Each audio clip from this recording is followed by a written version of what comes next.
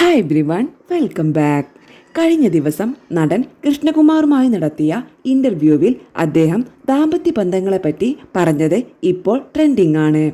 അദ്ദേഹത്തിന്റെ വാക്കുകൾ ഇങ്ങനെ: ഇപ്പോൾ നടക്കുന്നത് രണ്ടു പക്ഷത്തെയും മാതാപിതാക്കൾ ചേർന്നിട്ട് അവർക്ക് സാമ്പത്തികം കുറവാണെങ്കിൽ 10 പവനിട്ടിട്ട് ആളുകളുടെ മുന്നിൽ നാണം കെടരുത് എന്ന് തോന്നി ഓസിയുടെ കടയിലെ ആഭരണങ്ങൾ കുറെ വാങ്ങിക്കും. അത് സ്വർണത്തിന് കൂടെ ഇടും. ഞാൻ പറയും, അതൊക്കെ മതി. ഞാൻ മോളക്കടയുടെ പ്രമോഷൻ പറയുവല്ല. സ്വർണത്തിന്റെ പേരിലൊന്നും ഒരു ആത്മഹത്യയും നടക്കാൻ പാടില്ല. കാരണം ഒരു ദിവസം കൊണ്ടാണ് ലൈഫ് മാറി മറിയുന്നേ. കാരണം എങ്ങനെയെങ്കിലും ഭാര്യയും ഭർത്താവും പൊരുത്തപ്പെട്ടു പോകുക.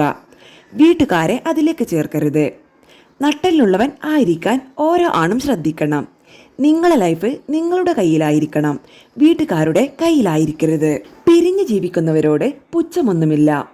ഒരുമിച്ച് സന്തോഷം കിട്ടുന്നില്ല എങ്കിൽ പിരിയുന്നത് തന്നെയാണ് നല്ലത്.